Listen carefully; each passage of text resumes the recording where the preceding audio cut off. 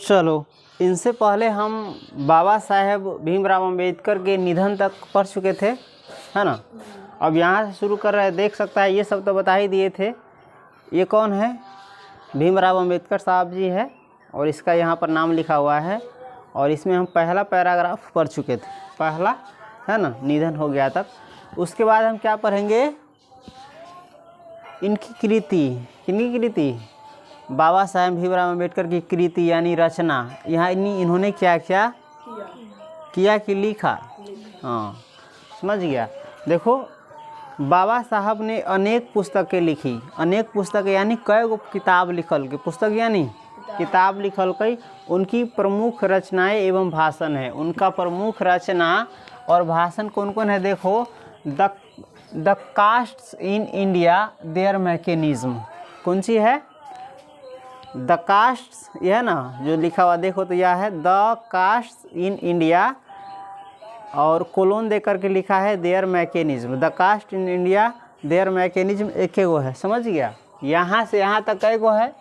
के गो? हाँ, is the caste in India their mechanism. देखो वो ये इंग्लिश है, कौन सी है? द। हिंदी में कौन शब्द है? कोई शब्द है? नहीं है, लेकिन ये पढ़ा है तुम लोग। टी एच को क्या पढ़ते हैं? द। तो ये द है। ये जो द तुम देख रहा है रियली में ये है, समझ गया। जो अभी मिटाए हैं वो है। इसी को हिंदी में पढ़ने के लिए क्या किया है? लिख दिया है, समझ गया। तो वही है the caste in India their mechanism. इसका इंग्लिश में लिखा क्या है? देखो तो द, ये जो द लिखा है, द कौन सी है? ई है। और कास्ट ई है, CASTES। इन कौन सी है?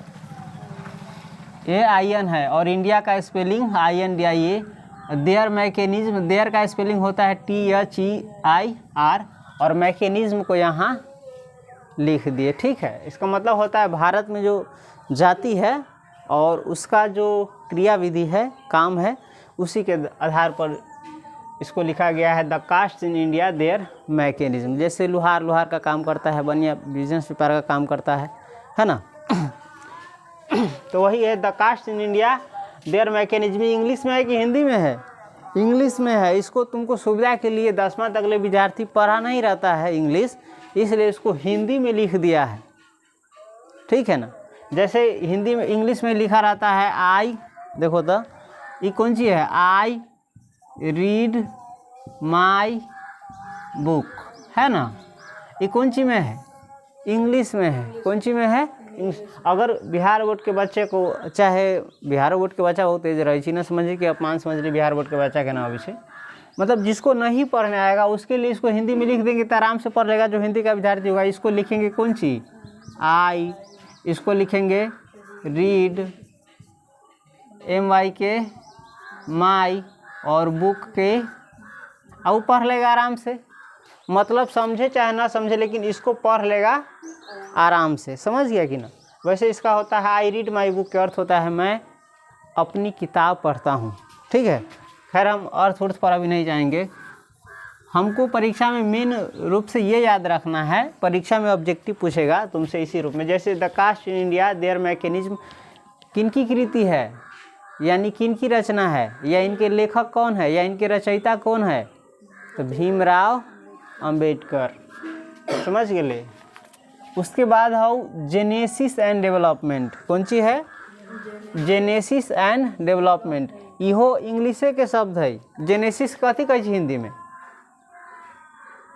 हिंदी है जेनेसिस, हिंदी के कोई वर्ड शब्द है ना? है ये इंग्लिश में है। तोरा पढ़े ना तो सुविधा के लिए कथी लिख देले हो? हिंदी में। Genesis and development, real meaning, real इसका वर्ड या है लिखा हुआ, समझ गया। ये कथी है? Genesis and development. तो परीक्षा में पूछेगा, खास करके इनकी रचना याद रखना है कि जेनेसिस एंड डेवलपमेंट के लेखक कौन है? हाँ, इनके रचनाकार कौन है? अरे जेनेसिस एंड डेवलपमेंट के रचनाकार कौन है? उहे अर्थ भेले लिखे वाला कौन है? भीमराव अम्बेडकर। एक रचयिता कौन है? भीमराव अम्बेडकर। समझ गया कि नहीं? इसके बारे में कुछ भी पूछे तो भीमराव अम्बेडकर। चलो, उसके बाद है द अनटचेबल्स। फिर द बता दी, द क्या है? TH ही है ना यार, बगल में लिख दिया इसको इंग्लिश में, द अनटचेबल्स। टच माने क्या होता है? छूना, और अनटच माने नहीं छूना, अनटचेबल। जैसे कुछ वक्त पहले तक जाति प्रथा था ना, जैसे बुजुर्ग हमारे कहते होंगे, बुजुर्ग कथी ओकरा पहिलका आदमी, ये एकरा देवे ना सठी छुआ जाबे, तो छुआछूत रहलै ना, आदमी से कहूँ आदमी छुअल है, बताओ कैसा मानसिकता था। तो वही है द अनटचेबल्स। द अनटचेबल्स के लेखक कौन है? भीमराव अम्बेडकर। चलो उसके बाद है हु आर दे। यो कौन सी है? अंग्रेजी का शब्द है। तो हु का स्पेलिंग होता है WHO, आर के स्पेलिंग होता है ARE। ये अरे नहीं ना पढ़े कते का ना तरह से देख रहा, अरे पढ़ दी कैसे कह ऐसे तक ले पढ़ ले रही से बोला सब, अरे नहीं है, ये आर है। कौन सी है? दे के spelling THEY। Who are they, समझ गए? प्रमुख रूप से इस जो लिखा है ना, हिंदी पढ़ने आता है ना, हिंदी पढ़ लेना, और उसके बगल में तुमको सुविधा के लिए इंग्लिश में लिख दिए हैं, क्योंकि ये लिखा था पहले इंग्लिशे में और इसको हिंदी में बदल करके लिख दिया गया है। जिस विद्यार्थी को नहीं पढ़ने आता है उनकी सुविधा के लिए, समझ गया? तो हम इसकी रचना एवं भाषण याद कर लेंगे। हु आर दे के लेखक कौन है? भीमराव अम्बेडकर। हु आर शूद्राज, यानी शूद्र कौन है? हु आर शूद्राज किसकी कृति है या किसका रचना है? भीमराव अम्बेडकर साहब। Buddhism and communism, Buddhism and communism, इसको बगल में इंग्लिश में लिख दिए हैं। Buddha and his Dhamma, Buddha and his Dhamma. Thoughts on linguistic status, कौन सी है? थॉट्स ऑन लिंग्विस्टिक स्टेटस, इसको इंग्लिश में लिख दिए बगल में, देख सकता है। The rise and fall of the Hindu women, the rise and fall of the Hindu women, यानी हिंदू की जो महिला है, स्त्री है, पहले उसका बहुत ज़्यादा मान सम्मान आदर बहुत ऊंचा स्थान था। धीरे धीरे इसका स्थान क्या हो गया? नीचे गिर गया, और उसको घर से बाहर भी निकलना बंद कर दिया, बस खाना पीना बनाना और चूल्ही चौका में रख दिया। तो राइज एंड फॉल का मतलब होता है उत्थान से पतन तक, समझ गया? यानी the rise and fall of the Hindu women. और एक है एनिहिलेशन ऑफ कास्ट, कौन सी है? Annihilation of caste. देख रहा है, इसमें से कुछ भी समझ में नहीं आया होगा, क्योंकि ये सभी किस में है? इंग्लिश में है। समझ गया? समझ गया कि नहीं? चलो, तो हाँ, अगर नहीं समझ में आए तो इसके लिए हम अलग से कोई वीडियो बना देंगे, देख लेना शब्दार्थ का, ठीक है? इसमें जो जो कठिन शब्द आया है, जिसका अर्थ समझने में मुश्किल होता है, उसके लिए शब्दार्थ बना दिए, शब्दार्थ देख सकता है। तो हाँ, एक बार फिर से देख लेते हैं, याद रख लीजिएगा। इसमें से कुछ भी पूछे तो इसके लेखक है Bhimrao Ambedkar. The caste in India, their mechanism, genesis and development, the untouchables, who are they, who are Shudras, Buddhism and communism, Buddha and his Dhamma, thoughts on linguistic states, the rise and fall of the Hindu women, annihilation of caste. समझ गया? अगर इसका अर्थ समझना चाहता है, हैं? अर्थ या शब्दार्थ लिखें, शब्दार्थ हम तुमको अगले वीडियो में क्या करेंगे, बता देंगे। चलो, हाँ, तो ये जो चैप्टर है, चैप्टर का नाम क्या है अभी जो तुम पढ़ रहा है? श्रम विभाजन और जाति प्रथा, देख सकता है, श्रम विभाजन और जाति प्रथा। इसके लेखक कौन है? भीमराव अंबेडकर। और ये जो श्रम विभाजन और जाति प्रथा है, किनसे लिया गया है? एनिहिलेशन ऑफ कास्ट से लिया गया है। श्रम विभाजन और जाति प्रथा जो तुमको पढ़ने के लिए इसमें दिया गया है, ये किनसे लिया गया है? एनिहिलेशन ऑफ कास्ट, यानी जाति भेद का उच्छेद। इसमें वर्णन किया गया है, जाति अलग अलग प्रकार के जो होता है ना, उसका उच्छेद, यानी इसमें वर्णन किया गया है, बताया गया ऐसा क्यों है, कैसे हुआ, कहाँ से कहाँ गड़बड़ी हुई बीच में। खैर चलो, हाँ, तो इसको यहाँ लिख दिया। यहाँ प्रस्तुत पाठ, प्रस्तुत पाठ यानी श्रम विभाजन और जाति प्रथा। आपके सामने कौन पाठ दिया गया है? श्रम विभाजन और जाति प्रथा। बाबा साहेब की विख्यात भाषण, बाबा साहेब के एगो प्रसिद्ध भाषण रही, कौन? Annihilation of caste. के ललय सिंह यादव द्वारा किए गए हिंदी रूपांतर यानी जाति भेद का उच्छेद से किंचित संपादन के साथ लिया गया। यहाँ जो आपको पाठ पढ़ने के लिए दिया गया है, श्रम विभाजन और जाति प्रथा, बाबा साहब के वो विख्यात भाषण था, कौन? Annihilation of cast. इंग्लिश में है ना, इसी को हिंदी में अनुवाद कर दिया गया। कैसे तुमको इंग्लिश में देते थे या कहते थे इसको हिंदी में ट्रांसलेशन बनाओ, यह मेरा बुक, यह मेरा किताब है, जैसे इसको लिखे थे दिस इज माई बुक, ये इंग्लिश में है ना। इसी प्रकार से ये भी किस में है, इंग्लिश में है। अब इसको कहेंगे रूपांतर करो किस में, हिंदी में, तो इसका रूपांतर क्या हो जाएगा हिंदी में, दिस इज माई बुक का अर्थ हो जाएगा यह मेरा किताब है। तो ललैस यादव जो थे ना, इसका ट्रांसलेशन कौन किया, अनुवाद हमने किया अभी, हाँ। तो इसका भी अनुवाद किया हिंदी में, एनिहिलेशन ऑफ कास्ट को हिंदी में बदला, हिंदी में बदल करके लिखा कौन, ललैस यादव, ठीक है। और उसी में से इसका नाम रखा कौन सी, जाति भेद का उच्छेद। और उसी में से जो इसने रूपांतरण किया उसमें से थोड़ा संपादन के साथ, किंचित संपादन यानी थोड़े बहुत बदलाव के साथ यहाँ पर तुमको पाठ में दिया गया है, समझ गया, हाँ। तो यहाँ प्रस्तुत पाठ बाबा साहब के विख्यात भाषण एनिहिलेशन ऑफ कास्ट के ललैस यादव द्वारा किए गए हिंदी रूपांतरण जाति भेद का उच्छेद से किंचित संपादन के साथ लिया गया है, इसका समझ गया। उसके बाद यह भाषण जाति पाति तोड़क मंडल लाहौर के वार्षिक सम्मेलन सन 1936 के अध्यक्षीय भाषण के रूप में तैयार किया गया था, परंतु इसकी क्रांतिकारी दृष्टि से आयोजकों की पूर्णतः सहमति न बन सकने के कारण सम्मेलन स्थगित हो गया और यह पढ़ा न जा सका, ठीक है। बाद में बाबा साहब ने इसे स्वतंत्र पुस्तिका का रूप दे दिया। यह भाषण जाति पाति तोरक मंडल जो लाहौर में होने वाला था, वार्षिक सम्मेलन वर्ष में एक बार जो होता है, उस सम्मेलन में 1936 के अध्यक्षीय भाषण के रूप में तैयार किया गया था। ये जो तुम पढ़ रहा है इसको किस रूप में तैयार किया गया था, भाषण के रूप में। जाति पाति तोरक मंडल यानी जाति पाति को ख़त्म करने वाला मंडल वहाँ लाहौर में, अब जो पाकिस्तान में जगह चला गया है, समझ गया, वहीं पर होने वाला था और वहीं पर यह भाषण होने वाला था, ठीक है। लेकिन जो आयोजक था ना, वार्षिक सम्मेलन करने वाला जो आयोजक था, ओकर सहमति न बन पाया। वो कहा न अभी एकरा मतलब अंग्रेज से लड़े के लिए कोई ज़रूरी चीज़ न है, मतलब क्रांतिकारी दृष्टिकोण से अभी ज़रूरी नहीं है, इसलिए उसकी सहमति न बना और इसको क्या कर दिया गया, रोक दिया गया, यानी स्थगित कर दिया गया वहाँ पर, और ये पढ़ा नहीं जा सका। ये जो भाषण लिखा था उस वार्षिक सम्मेलन में पढ़ा नहीं जा सका। और बाद में बाबा साहब ने इसको क्या किया, स्वतंत्र पुस्तिका का क्या किया, रूप दे दिया, यानी इसको एक किताब के रूप में लिख करके रख दिया, समझ गया।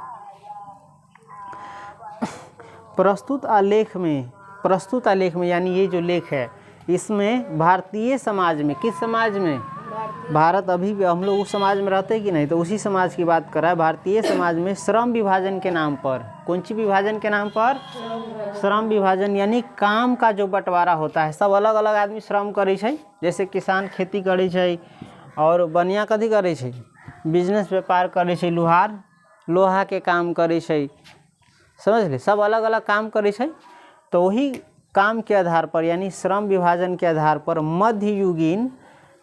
मध्ययुगीन अवशिष्ट संस्कारों के रूप में बरकरार जाति प्रथा पर मानवीयता, नैसर्गिक न्याय और सामाजिक सद्भाव की दृष्टि से विचार करते हैं। इस आलेख में क्या करते हैं बाबा साहब, सामाजिक सद्भाव की दृष्टि से विचार करते हैं। किस पर, श्रम विभाजन के नाम पर जो बेकार संस्कार था और मानव का जो अधिकार उसमें छीना गया था, मान के चलो मानवीय अधिकार का उसमें हनन हो रहा था और न्याय नहीं मिल रहा था, इस पर सामाजिक दृष्टिकोण से क्या किया, विचार किया। जैसे तुमको किसी आदमी के साथ भेदभाव करने का कोई हक दिया है किसी ने, और कोई हक देने वाला इस दुनिया में होता कौन है। अगर कोई दूसरे पर अन्याय करने का हक देता है तो उसको भी किसी पर अन्याय करने का हक मिल सकता है अपने आप। लेकिन ये मूर्खता के कारण, आदमी अशिक्षित होने के कारण, ज्ञान की कमी के कारण उसका शोषण करता था। जैसे अभी भी समाज में तुम देखता होगा, छोट जात के बारे में कुछ उल्टा पुल्टा बोलता है। वैसे जात कुछ होता नहीं है, लेकिन ये पढ़ाने के लिए हम बोल रहे हैं तुमको। जाति होता है कुछ, जाति भगवान ने बना करके भेजा है, नहीं ना बना करके भेजा, लेकिन तुमने बनाया है। चलो बनाया तो छोड़ो, ऊपर से अन्याय भी करता है, अन्याय करता है ना, उसका हक छीन लेता है जीने का सही से सम्मान के साथ। करता है कि नहीं? अभी थोड़ा लगता होगा कि कम है, नहीं है, लेकिन पहले होता था बहुत ज़्यादा, अभी भी है, थोड़ा बहुत कम है। जैसे कल पर पानी पी लिया, चाहे रोडे पर चलता है, तो तुम लोग उससे क्या करता है? भेदभाव करता है। जैसे अभी भी भोज उज होता है तो देखता है डोम के वो खटले बैठाता है, और क्या अभी तो जातियों कहीं बहुत जगह बरकरार है, बरका जाती है अपना आपके कुछ और समझ ही से, समझ ले कि ना? तो ये सब खराब है। इंसान सभी बराबर है, समझा कि नहीं? चलो उसके बाद हम आगे बढ़ते हैं। जाति प्रथा की विषमता पूर्वक सामाजिक आधार। जाति प्रथा का सामाजिक आधार कैसा है? विषमता पूर्वक, यानी सबको समान दृष्टिकोण से इसमें नहीं देखा गया है। और रूढ़ पूर्वाग्रह, रूढ़ पूर्वाग्रह में यानी पहले जो चलता था अभी भी क्या करता है? चलाता है। इसका हम इंटर में पढ़ाएंगे, वो जूठन चैप्टर बड़ा, उसमें मार्मिक कहानी है, सुनना। रूढ़ पूर्वाग्रह लोकतंत्र के लिए उसकी अस्वास्थ्यकर प्रकृति पर भी यहाँ एक संभ्रांत विधिवेत्ता का दृष्टिकोण उभर सका है। और ये लोकतंत्र के लिए क्या है? जाति प्रथा लोकतंत्र के लिए क्या है? हानिकारक है कि लाभदायक है? हानिकारक है। लोकतंत्र के लिए जाति प्रथा क्या है? हानिकारक है, और बहुत दृष्टिकोण से हानिकारक है जाति प्रथा, समझ गया ना? जाति प्रथा के आधार पर भेदभाव भी होता है। इसमें जहाँ पर व्यक्ति की अच्छाई को, गुण को ध्यान में रखना चाहिए, तो वहाँ पर इसको ध्यान में न रख कर किसको ध्यान में रखता है? जाति का। जाति से ज्ञान का क्या लेना देना। खैर, भारतीय लोकतंत्र के भावी नागरिकों के लिए यह आलेख अत्यंत शिक्षाप्रद है। भारत के जो भावी नागरिक है, यानी आने वाले नागरिक है, उनके लिए यह जो है श्रम विभाजन और जाति प्रथा क्या है? शिक्षाप्रद है, यानी ज्ञान देने वाला है कि नहीं? ज्ञान में उसकी वृद्धि करने वाला है, सोच में वृद्धि करने वाला है, समझने की शक्ति में क्या करने वाला है? वृद्धि करने वाला है। तो इस प्रकार से हम बाबा साहेब भीमराव अम्बेडकर के बारे में पढ़ लिए। अब इसका संक्षेप में हम क्या क्या याद कर लेंगे। जैसे बाबा साहेब भीमराव अम्बेडकर का जन्म कब हुआ, इनकी मृत्यु कब हुई, ये क्या थे, समझे कि नहीं? इनकी रचनाएं कौन कौन है, जैसे अभी बोर्ड पर पढ़ाए, तो ये सब क्या कर लीजिएगा? याद कर लीजिएगा इसको अच्छे से पढ़ करके, ताकि परीक्षा में आपको ऑब्जेक्टिव क्वेश्चन में या जिस रूप में भी पूछे तो उसका आप आंसर दे सके। और इसमें से परीक्षा में रहबे करता है, इसलिए इसको याद करना जरूरी है। इस पर हम कुछ बात करते हैं, उसके बाद हम चैप्टर शुरू करेंगे। बताइए, आप जो दूसरों के साथ भेदभाव करते हैं जाति प्रथा के नाम पर, क्या आपके साथ ऐसा होगा तो अच्छा लगेगा? जैसे हम आपको भागे बस बेंच छुआ जाते, डेस्क छुआ जाते, कल छुआ जाते, तो ये अच्छा लगेगा? क्या ऐसा करना चाहिए? है नहीं ना करना चाहिए। जिस प्रकार से आप इंसान है, दूसरे भी क्या है? इंसान है। ये जाति प्रथा ऊपर वाले का बनाया हुआ है कि नीचे वाला का? है। और ऊपर से इसमें अमानवीय न्याय भी रख, अमानवीय चीज़ भी रख दिया, यानी भेदभाव के साथ उसके साथ क्या किया जाता है? गलत व्यवहार किया जाता है, दुर्व्यवहार भी किया जाता है। तुम लोग इतिहास पढ़ेगा ना तो उसमें रुला जाएगा, कितना कष्ट भोगा है ये सब बिना किसी कारण के, और कितना अन्याय किया है हिंदू अपने ही लोगों पर जाति प्रथा के नाम पर। समझ गया कि नहीं? तो आगे की हम वीडियो में जानेंगे इस पर। फिलहाल ठीक है, इसको यहीं पर एंड करते हैं। चलो मिलते हैं फिर अगले वीडियो में।